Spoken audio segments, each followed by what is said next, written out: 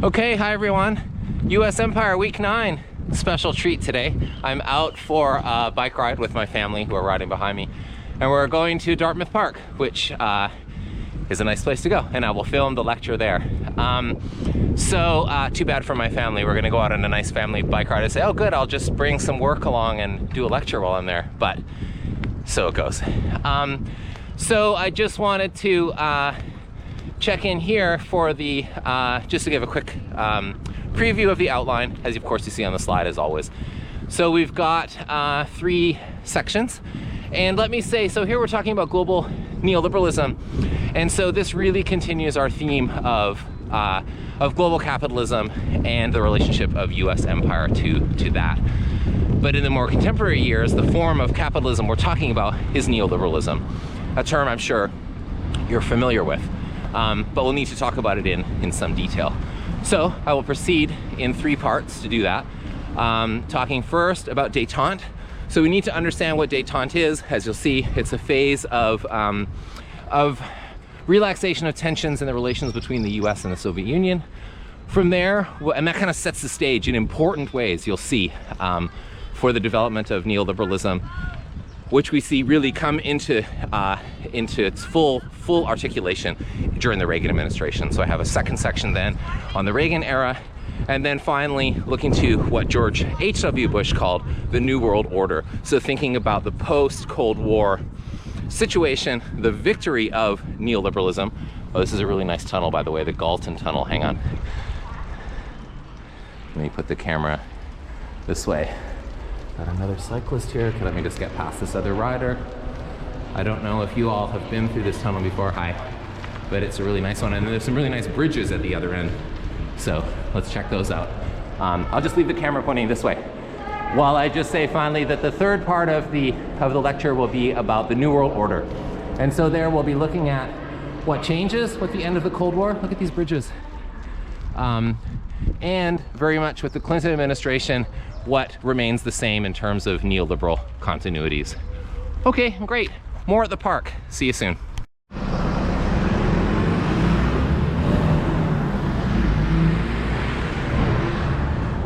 Okay, hi everyone. Here I am in Dartmouth Park in West Bromwich. My kids are at the great playground here with my partner, and so I've got a bit of time to have a walk around and talk a bit about global neoliberalism. I think on my bike I might have said it was week 9. It's week 10 of the module. If I made that mistake earlier, let me correct it. And let me say then again, as we're going to go through détente, the Reagan era, and the New World Order. Look at this music coming from a tree here.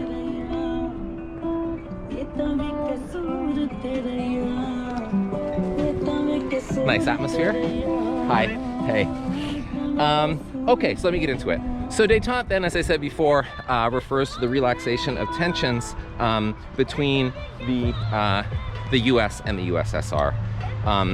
And each side, so the key thing to remember is that it's a relaxation of tensions. It's not the end of tensions, and it's certainly not the end of the ideological, economic, and geopolitical fundamental differences between communism and capitalism.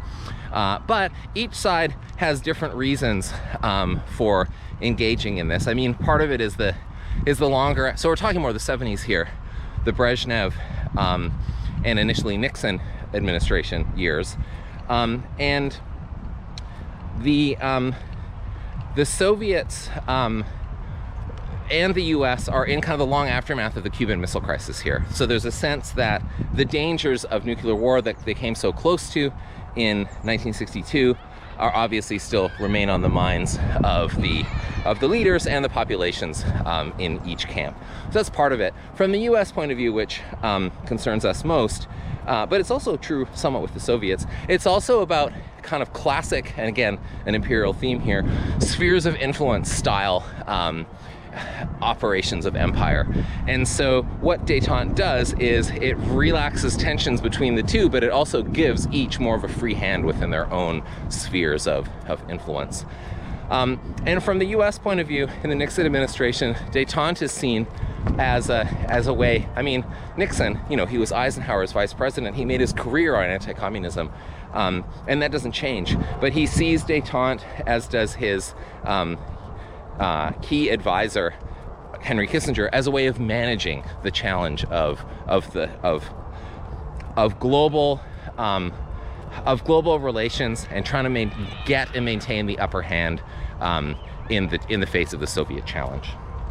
Okay, so this is sort of the main backdrop here to our story. Ultimately, I'll go this way, of how neoliberalism comes into being as a global, how capitalism becomes the globally dominant form of economics around the world.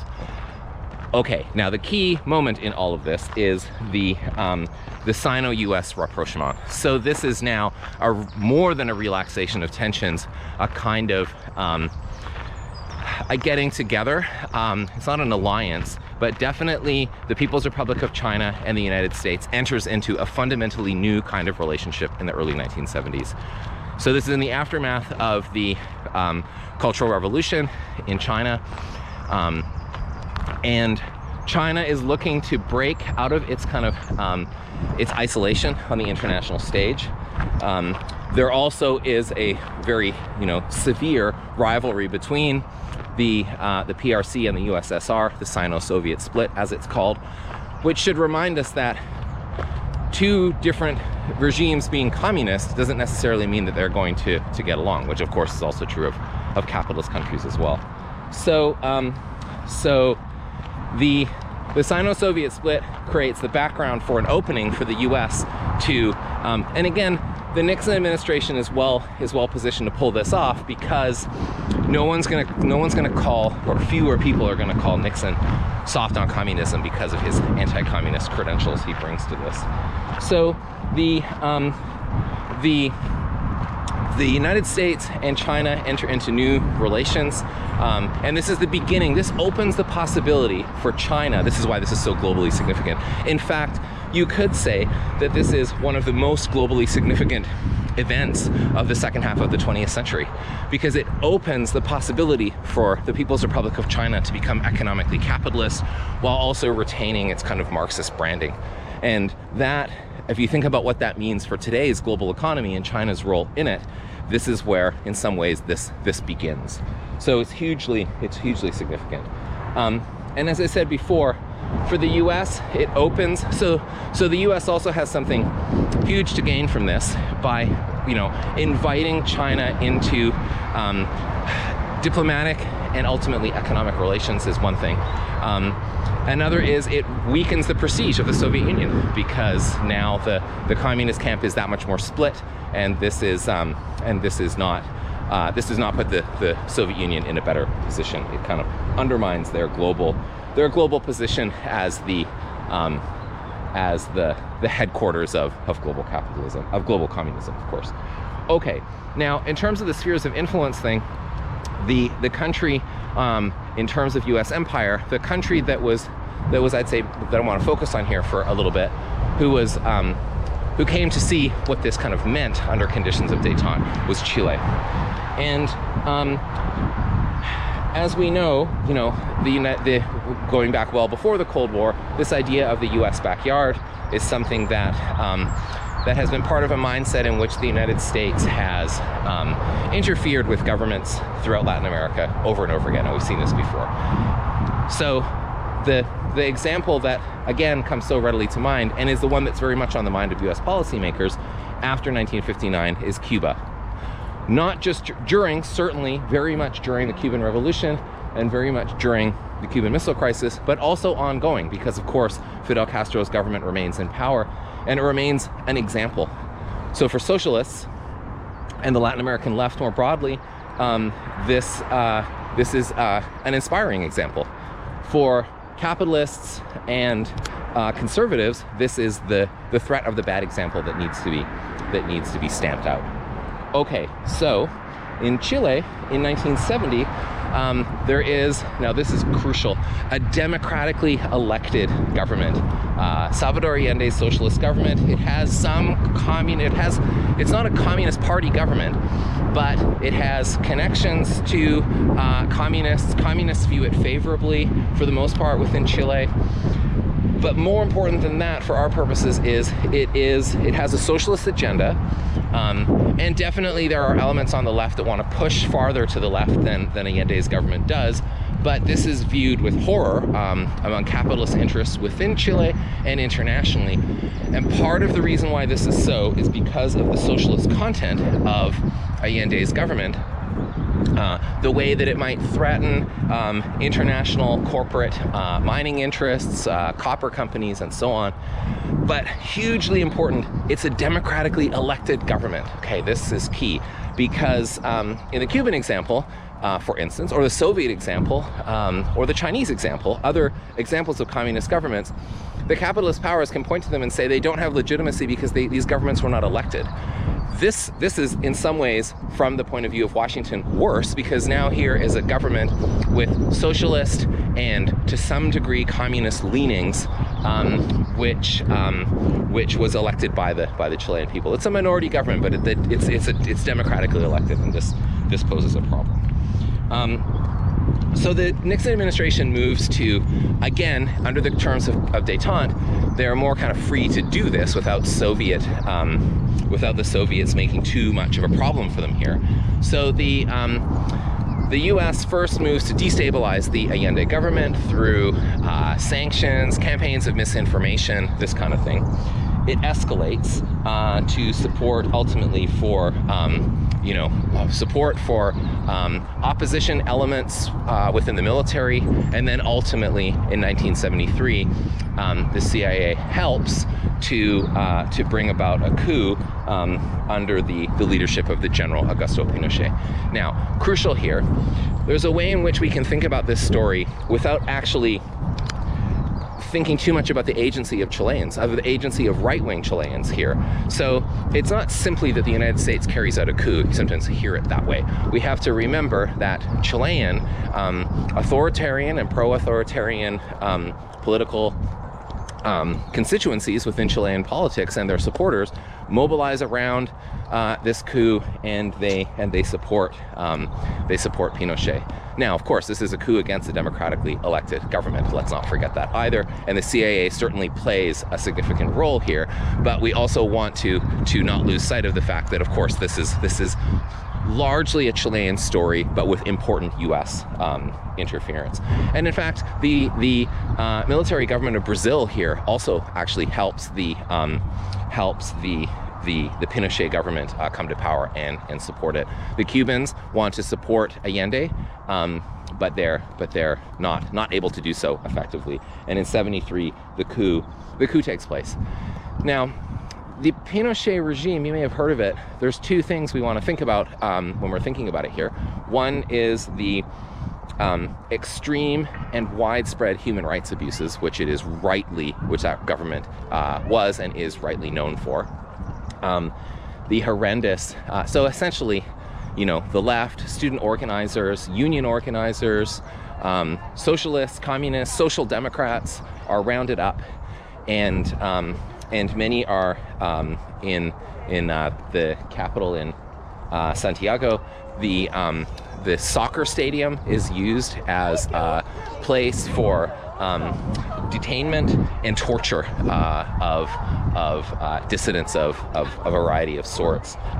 There's also very much a gendered dimension to this. This is also a really patriarchal, authoritarian, this is also an anti-feminist coup as well. So feminists are also subject to, feminist socialists are subject to the regime's rounding them up and torturing people and murdering them as well.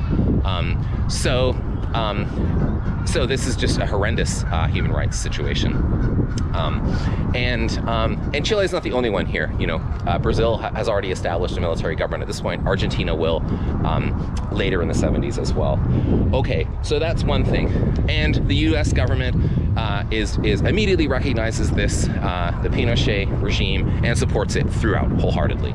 The other part about it, now to bring in neoliberalism, is the economic theories of neoliberalism, which again are, I mean, there's a few different ways we can describe this, but I think we would want to think of it as regulating the capitalist economy in the interest of business, in a kind of maximum sense. So sometimes neoliberalism is called the removal of regulation, which it is in some degrees. It's deregulation around things like, hello, nice dog. It's deregulation around things like minimum wage, you know, environmental protections, and so on. But it also is a regulation of the economy in favor of business. Okay, so, and this is something that economists, that quote-unquote free market economists have been thinking about and talking about for decades. Friedrich Hayek is a major, the Austrian economic thinker. His book, The Road to Serfdom in 1944, is a landmark text in this conversation. So it's an ongoing intellectual kind of conversation about economics. But what Chile does is, in the conditions of the authoritarian government there, gives these economists, and the University of Chicago and Milton Friedman is a headquarters and a head thinker of this kind of doctrine of economic organization.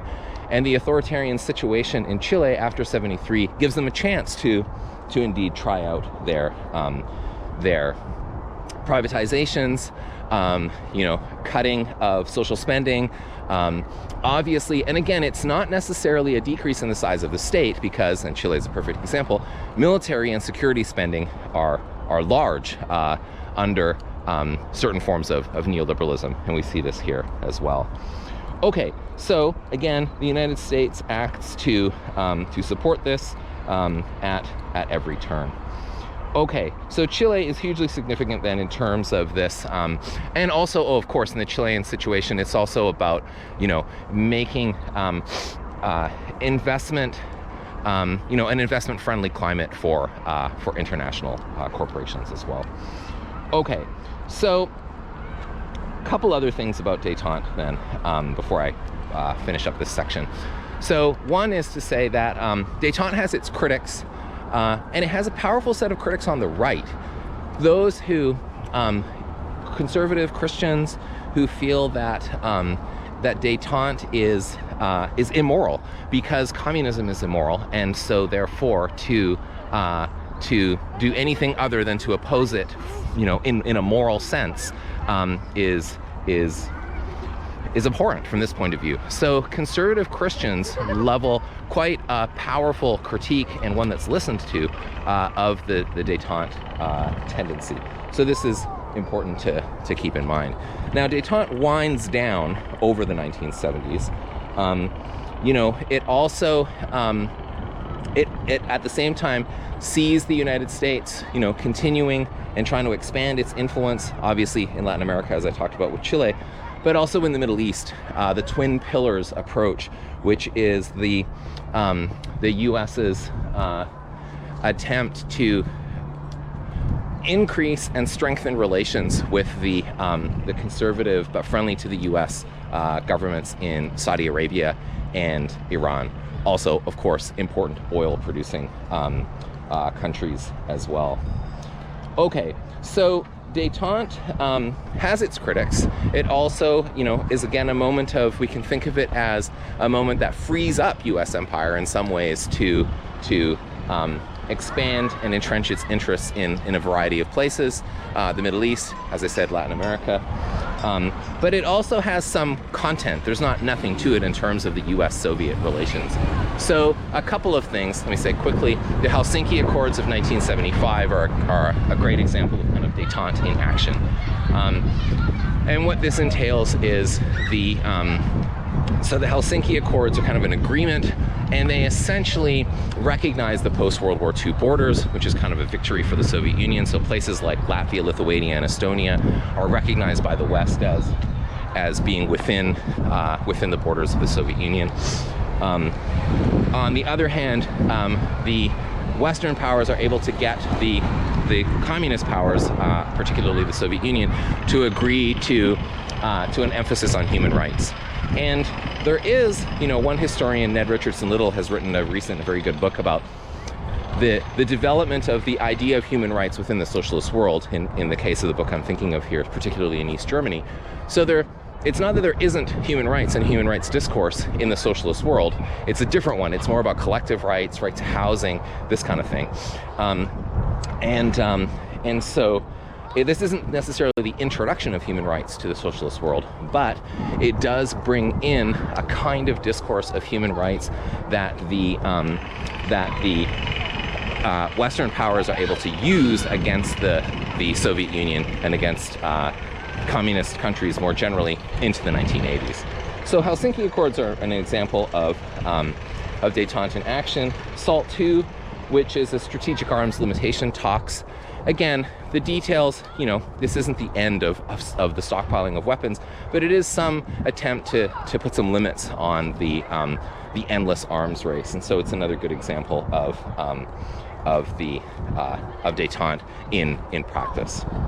Okay, so ultimately though, détente ends, I think, definitively in 1979, and three events of that decade really bring this end about. And we can say it simply so this is important, the three crises of 1979, which bring about the end of détente and really set the stage for what comes next. We can say it in three words: Iran, Nicaragua, and Afghanistan. So there's three crises in that year, and let me just say a little bit about each of them to kind of set the stage for the Reagan era. So in Iran, as we know, I talked about this before, the Shah Reza Pahlavi is in power. He's been there since 1953, the coup that overthrew Mohammad Mossadegh, as you may recall. So he's there. He's very closely allied to the United States. He has a big military budget. The oil flows to the U.S. A major security apparatus which cracks down on dissent. And so the situation is pretty stable from the U.S. point of view. An Islamic revolution led by the Ayatollah Khomeini in 1979 brings an end to that, catches the U.S. kind of off guard. It also is, and brings the Islamic revolution, the Islamic government of Iran to power, which is there to this day. Now, it catches the U.S. off guard. It's a major loss for the United States because Iran was such a major ally, and now it becomes a major adversary. But it also doesn't fit really neatly within the logic of the Cold War, because Khomeini and his supporters are opposed to communism and capitalism. This is a theocratic revolution against the West, as who are in alliance with the Shah, but also against communism. So this is a different kind of political Islam on the international scene in a major way here, obviously taking over control of the government of an important oil producing country. Okay, so that happens in Iran. Much closer to home, in Nicaragua, the government there, the Somoza family, who the United States had supported going back to the 1930s, who ultimately had taken out the Nicaraguan nationalist Augusto Sandino, they're overthrown, this time by a Marxist revolution led by someone named Daniel Ortega. So this brings a Marxist, Cuban-aligned government. This is the first real communist revolution. I mean, the Allende government is not simply communist. It has other socialists in it who are not necessarily capital C communists, but this is definitely a leftist revolution in another Latin American country, one inspired by and allied to Cuba. So of course this is viewed with dismay in Washington. The opponents, the Nicaraguan opponents, the Nicaraguan right-wing opponents of this government begin to a campaign to fight back, from their side. They're called the Contras. They're against the Ortega government.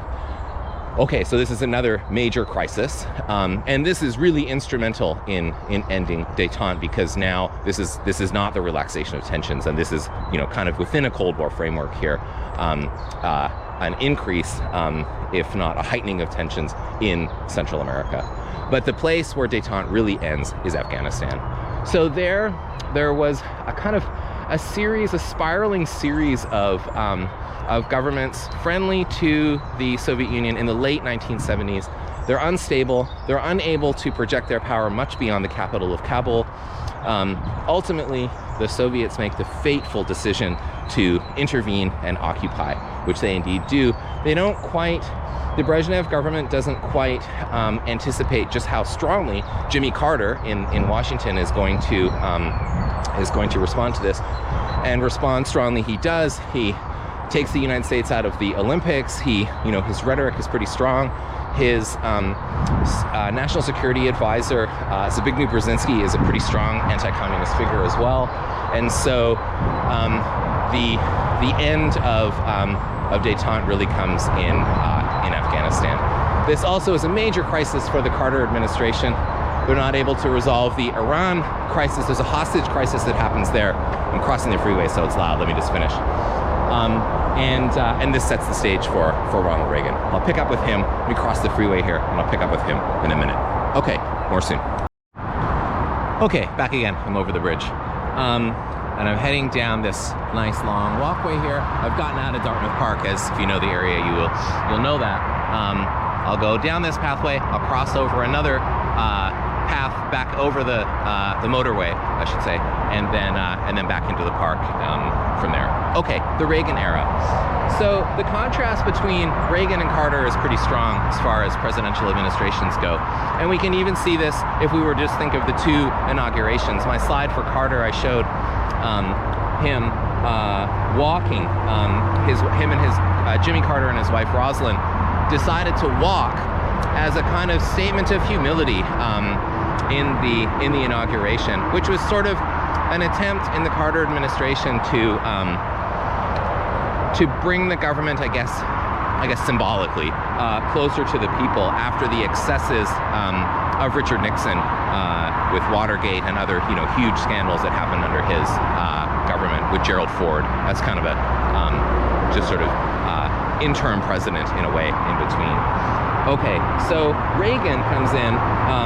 It's limousines, it's fur coats, lavish parties right at the inauguration. So it's a real symbol of a kind of, I guess we would say a neoliberal capitalist sensibility, which kind of sets the stage for what sometimes is called the decade of greed in the Reagan years. In terms of foreign policy, Reagan is decisive in his foreign policy kind of dealings with Nicaragua and with Afghanistan. So I'll say a little bit about that, as well as the Reagan administration, of course, is taking a real interest in events in Iran as well. So just a second, a little sniffle. So the situation in Iran, as I said, is bleak from the perspective of Washington, this Islamic revolution, which has come in and taken out the key ally of the Shah, who ultimately comes to the United States, and he's ailing, he has cancer, he dies not long after. But one of the things that happens is the government in the country next door to the west of Iran, Iraq, the government there of Saddam Hussein does not welcome the Islamic Revolution, sees it as threatening, also sees an opportunity to gain some more influence and power in the Gulf region himself, and he attacks Iran. The 1980s then are a decade in which Iran and Iraq are at war, and it's not the most famous war of the 20th century. It's pretty important. It's really, which war isn't depressing? There's something about this war, it's sometimes compared to World War I, but in terms of a kind of a war of just sort of endless stalemate, but with the killing technology of the late 20th century. It's just awful. And so so the United States is watching this, and they don't enter into a formal alliance with Iraq, but wanting to see Iran weakened, they, as it's called kind of in the diplomatic language around this, they tilt towards Iraq. So there is some support for Iraq during the Iran-Iraq war, and some relations. You know, the U.S. Representative Donald Rumsfeld goes to Iraq and meets Saddam Hussein, for example. Okay, in Latin America, the U.S. Very much supports, the Reagan administration very much supports the Contras in their war against the Sandinista government.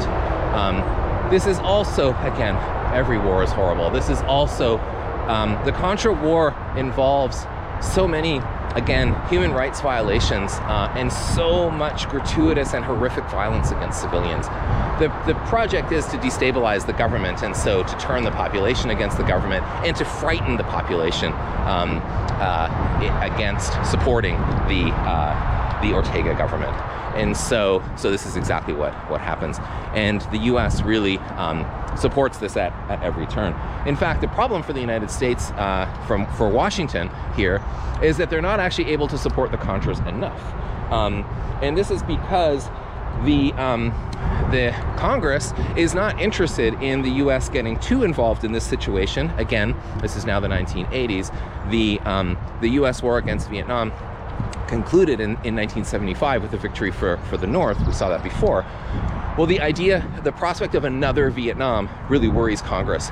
So through something called the Boland Amendment, the Congress puts limits on the support that the Reagan administration can give to the Contras, and they don't like this. But then a military staffer, Oliver North, comes up with the idea that they could just go around Congress. They could just not obey the law, essentially. And so what they do is they sell, is quite a complicated scandal which unfolds here, the Iran Contra scandal. So first of all, key thing to remember, that Iran and the U.S. are adversaries, enemies, probably not too strong a term at this time. So for the U.S., for the Reagan administration, they can't do this publicly. They can't sell arms to Iran, take the proceeds from those sales, and then give those proceeds or use those proceeds to fund the Contra war. So on both sides, they're blocked, because there's no way the public is going to go for the U.S. selling arms publicly to Iran, their stated enemy.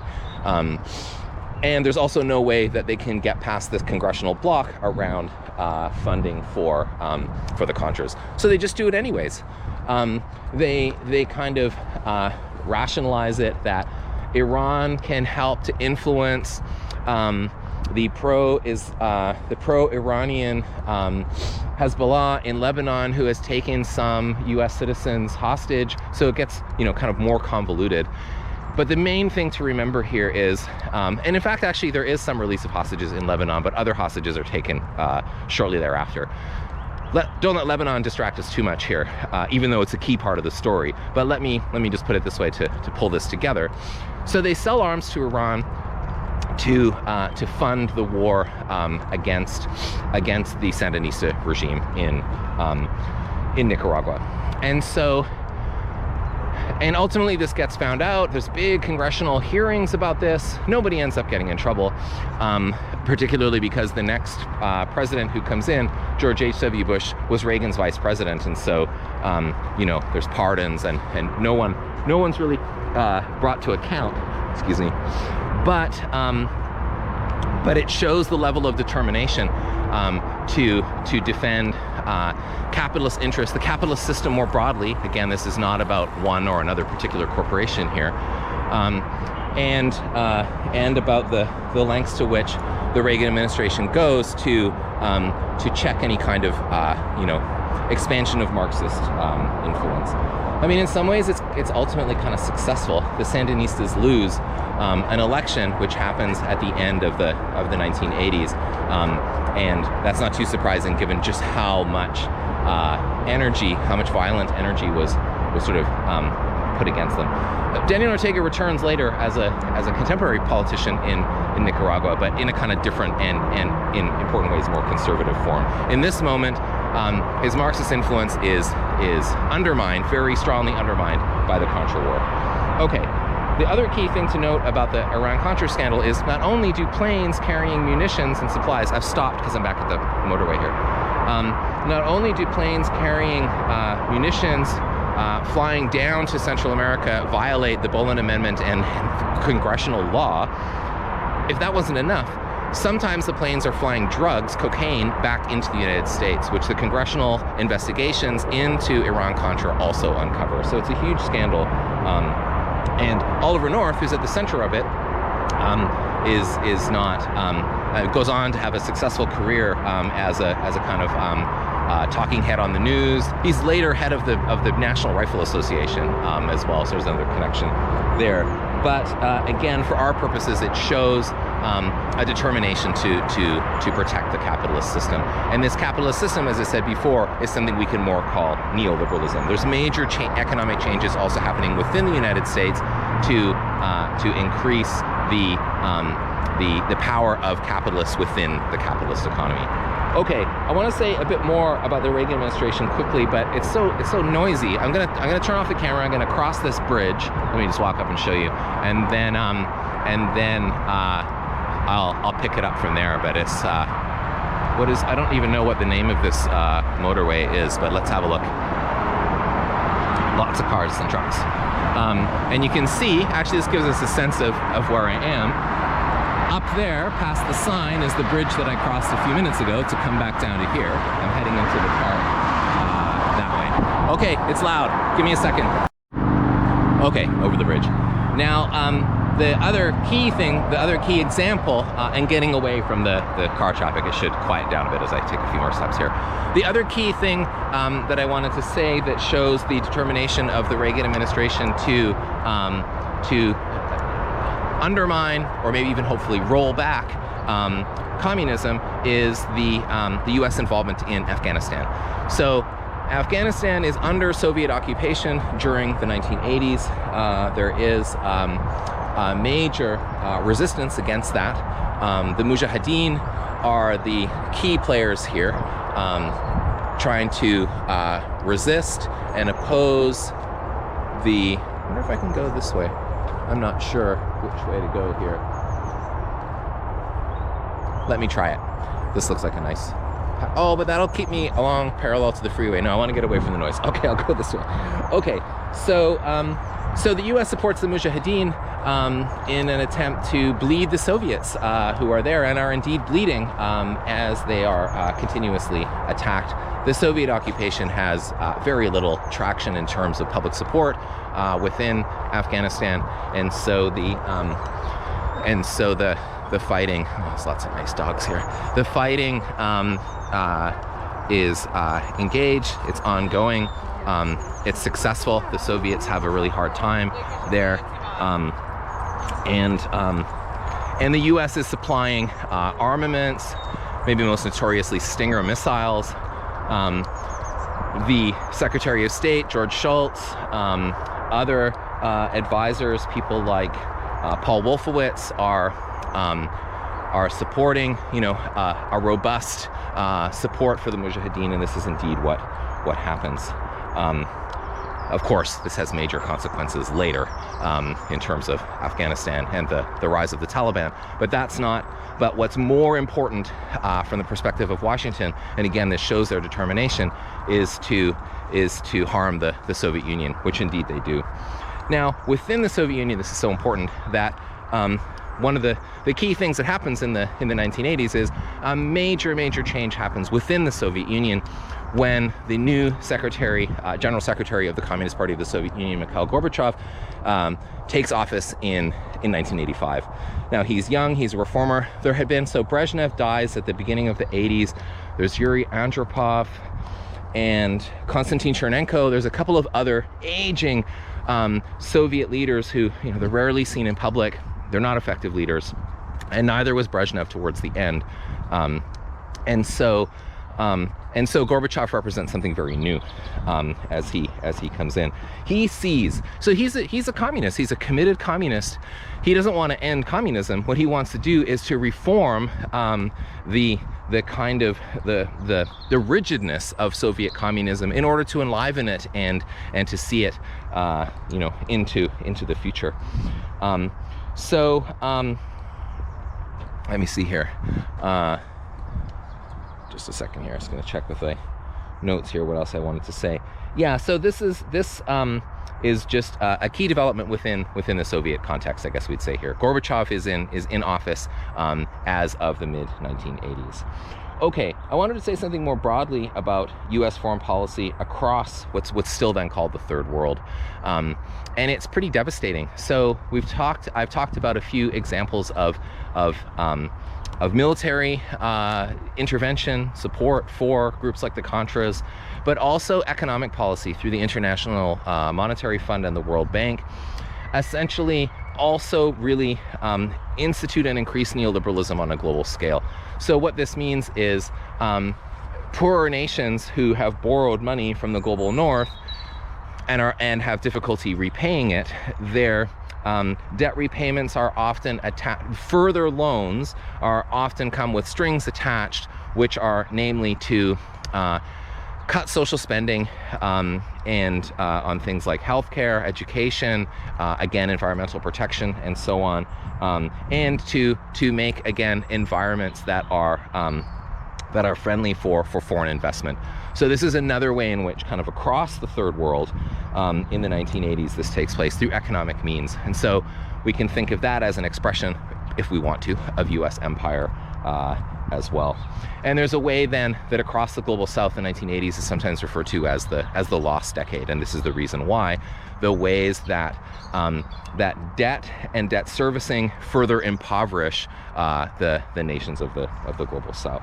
So it's just another key sort of larger scale context to keep in mind.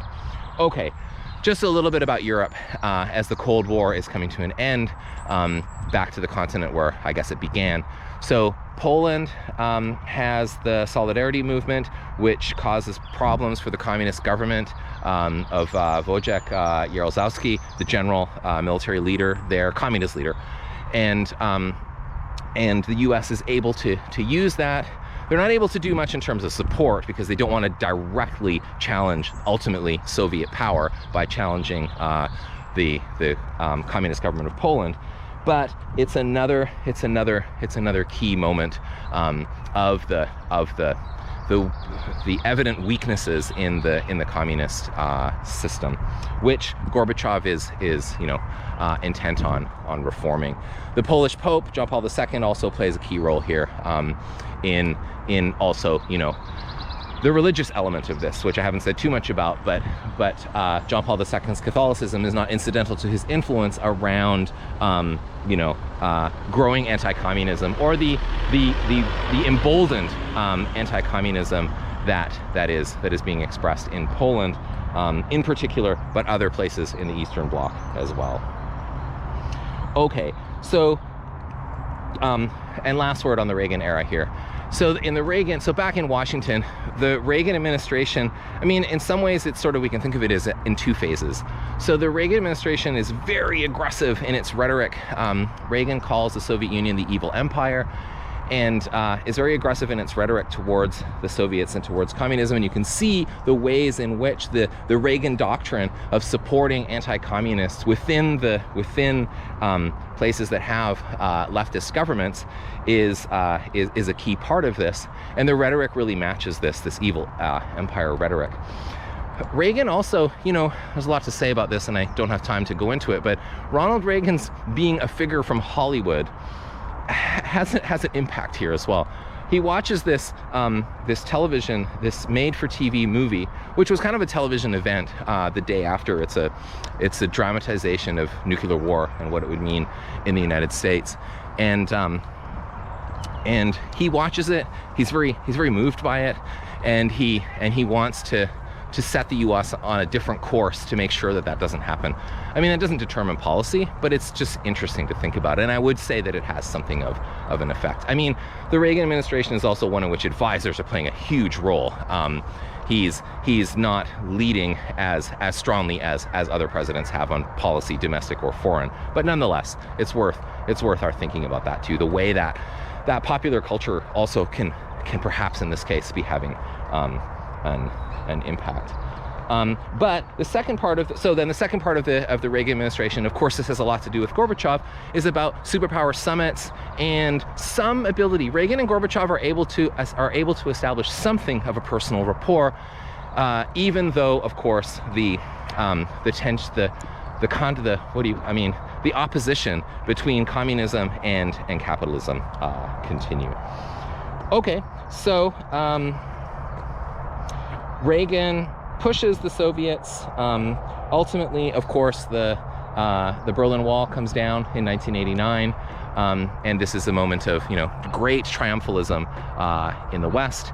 And so let me pause for a second, and then I'll come back and say a little bit about the New World Order that follows. Okay, so the New World Order, George H.W. Bush. So George H.W. Bush wins the election of 1988. So he's the one who's there as communism collapses. And he brings a lot of foreign policy experience to the job.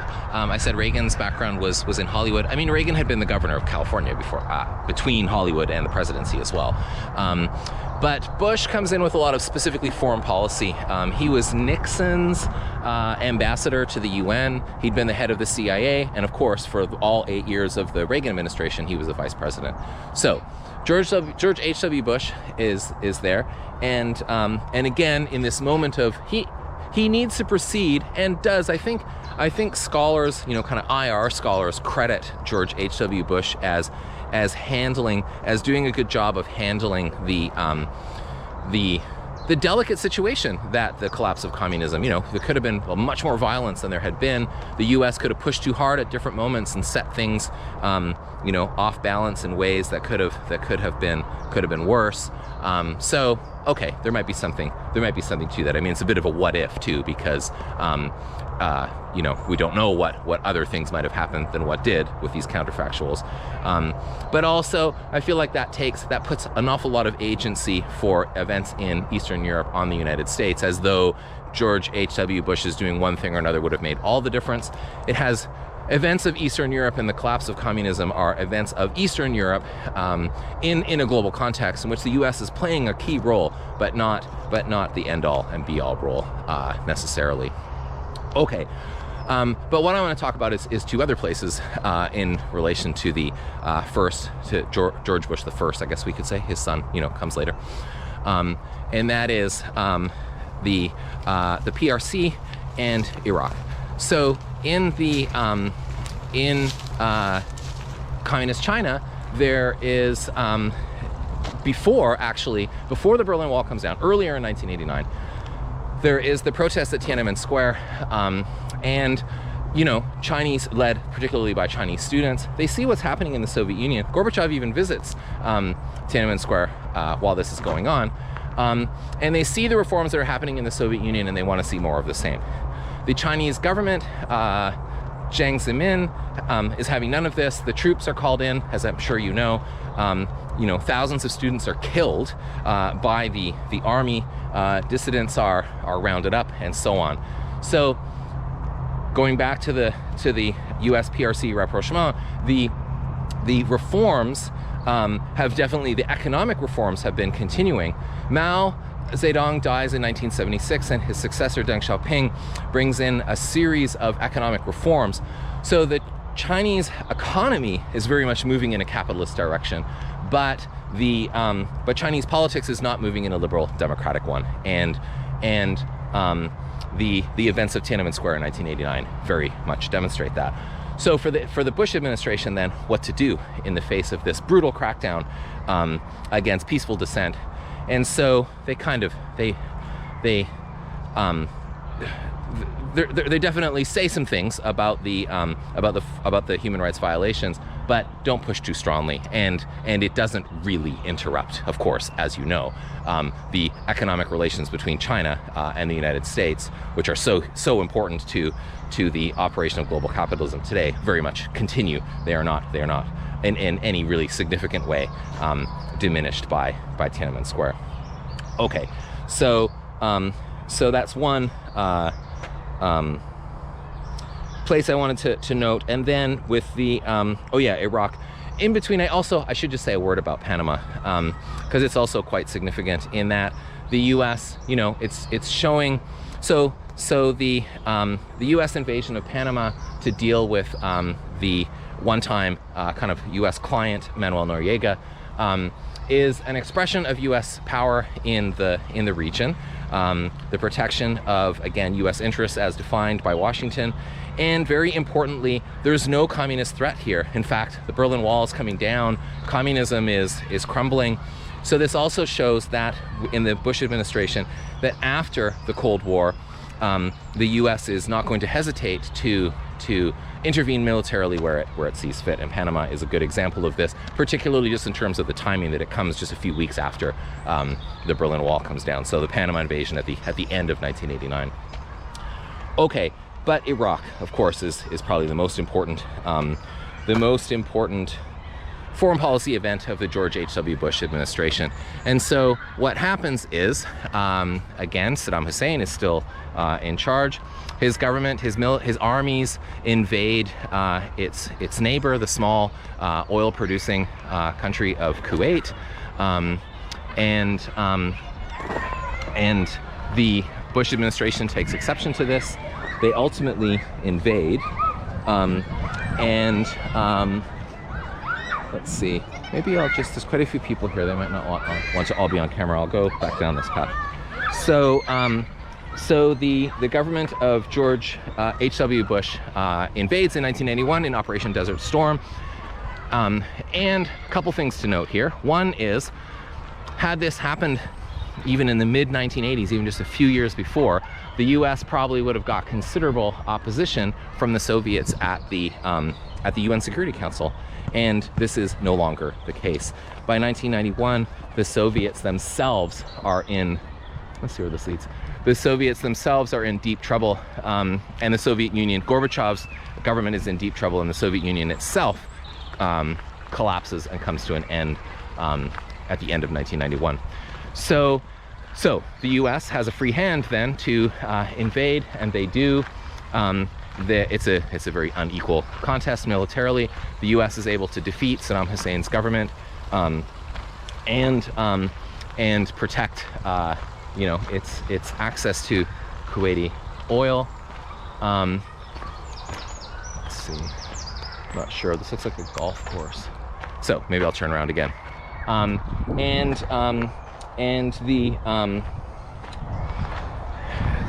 Without the U.S., without the Soviet sort of counterweight here, they're able to carry this out.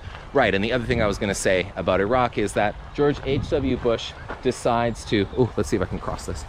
George H.W. Bush. Imagine if I fall. That will be really funny for everyone watching. Okay, I made it. The Bush administration decides not to overthrow Saddam. They invade. They hope a popular uprising is going to take out Saddam Hussein. It doesn't happen, and they stop short of a full occupation. They having sort of achieved their aim of getting Iraq out of Kuwait. Okay, so then the Clinton administration comes in the aftermath of this, and Iraq remains important for the Clinton administration, and there's a real continuity. Actually, it might seem like George Bush, the first and the second, both have their wars against Iraq, and then what's happening in between is what, peacetime? Not for the Iraqis. The Clinton administration, in fact, I think ultimately kills more Iraqis than does, from a certain point of view, you'll see in a minute, kills more Iraqis than does either of the Bushes. And this is through the sanctions that the Clinton administration implements and supports during the 1990s. So Iraqi society is devastated by the first Gulf War, that in 1991, and it's very, very difficult for them to recover because of the sanctions. And the sanctions keep out medical supplies. It's supposed to be military supplies, but under what's called dual use. Pencils, paper, rubber, all kinds of things that you need in hospitals are not allowed into the country. And so this has a devastating effect, and it's particularly seen in terms of infant mortality. By some estimates, 500,000 Iraqi children under the age of 5 are killed by the result of the sanctions. So it's horrific. Clinton's Secretary of State Madeleine Albright was asked about this in what was kind of a somewhat controversial television show interview. And in the interview, she was asked directly what she thought of this, and she said directly, from her point of view, from the point of view of Washington, to achieve Washington's foreign policy goals in the region, this was a price worth paying. The price, I think the quote was, "The price was worth it," she said, when asked specifically about the deaths of these Iraqi children. So the situation in Iraq is bleak, and it shows then the Clinton administration's also willingness to and determination to carry out its foreign policy goals in the region. The U.S. is in the Clinton years is less quick to act against in other situations of human rights violations, and the situation in Rwanda, I mean, there's so many details to say about Rwanda. The situation in Rwanda is one in which the U.S., let me just put it this way, the U.S. has little economic or strategic interest in the region, and so not very much happens in terms of interfering with, even though the UN personnel who's there, the General Romeo Dallaire, for example, is calling for help and support, it doesn't come. And the U.S., in terms of diplomacy here, there's this kind of dance around this language of they don't want to say that it's a genocide. They call it acts of genocide. They're hedging, because to call it a genocide would raise the question of why they weren't doing anything about it. The U.S. does have some involvement, more so. There is some bombing against Serbia as Yugoslavia breaks up, and the Serbian nationalist Slobodan Milosevic, seeks to with a real ethnic nationalism, to increase his influence in the region in the aftermath of communism and the several horrific wars that take place. The U.S. is watching this. They ultimately do, with NATO, get involved in some bombing campaigns against Serbia, and again, it's not. I guess my point is that you can see in places like Iraq, where there's oil, like Kuwait, which was not a democratic government to begin with before it is invaded. It's not to say that the invasion by Saddam Hussein was justified, or that Saddam Hussein's government is legitimate. But you can see the difference, and this connects again to the question of capitalism. You can see the difference when particularly important, namely oil, economic resources are in play. There's a different kind of response than there is to other kinds of crises involving human rights and wars and related issues during the 1990s. Okay, so let me try and wrap this up here. So, as I said before, the U.S. continues its relations. The economic relations with China very much continue and grow. The neoliberalism is very much a continued theme under the Clinton administration, and we can see that through a few things. I put a few things up on the slides there. NAFTA, the North American Free Trade Agreement, which begins officially on the first day of 1994, is a great example of this. It enables capital to flow more easily across the borders of Canada, the United States, and Mexico. And again, it should remind us about how neoliberalism is an economic set of policies, but not one that involves necessarily the shrinking of the state, because this does not mean that the borders become less policed. Of course, especially the US-Mexico border does not become less policed. This doesn't mean that people can go where they like. It means that businesses can invest more easily under terms more amenable to their interests, again, in keeping with neoliberalism, as a result of NAFTA.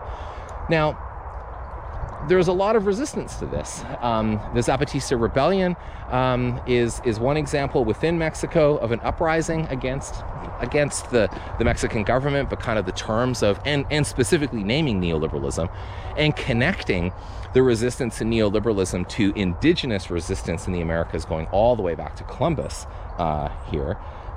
In Seattle, there's a World Trade Organization meeting, which is met with major protests as well. So there's plenty of opposition to this. And then, as I conclude, I think the last slide gives us two more examples of again, the neoliberal theme. Let me get the names right, Violent Crime Control and Law Enforcement Act of 1994, and the Personal Responsibility and Work Opportunity Act of 1996. So these two pieces of legislation are really representative of what I've been saying kind of throughout this lecture, as we've seen the Washington's defense of the capitalist order, which is becoming more neoliberal through this time, we can see in the 1990s with these two pieces of legislation. So one increases the size and amount of police forces, as well as more money for prisons. So prisons and policing expand under US neoliberalism during Reagan, but very much during Clinton as well. The flip side is the work and personal responsibility stuff. That's about gutting the welfare state. That is about making it more difficult for impoverished people to gain access to welfare support. So this is the sort of the two sides of the coin of neoliberalism here, there's a nice field, which I'll finish on, that there is, though no animals today. So this shows us the two sides of the coin of neoliberalism, as it were. And it also shows us, again, a key sort of dynamic we've been looking at throughout this module, is that this is an example of the United States. We've seen in many of the examples I've talked about today, the United States influencing the world through economic policies, through obviously military intervention, political interference, all of these things. But also, neoliberalism is a global phenomenon that's not just unidirectional, the US influencing other places. Of course, we can see in these two acts that I look at here at the end, the impact of neoliberalism on the United States and how it is reshaping the United States within its borders as well. Okay, great. I will need to now figure out exactly where I am and find my way back to my family, and get on our bikes and ride back. But how nice to be outside. Thanks for accompanying me on this walk yet again. I'll see you in seminar, and I look forward to doing so. Bye.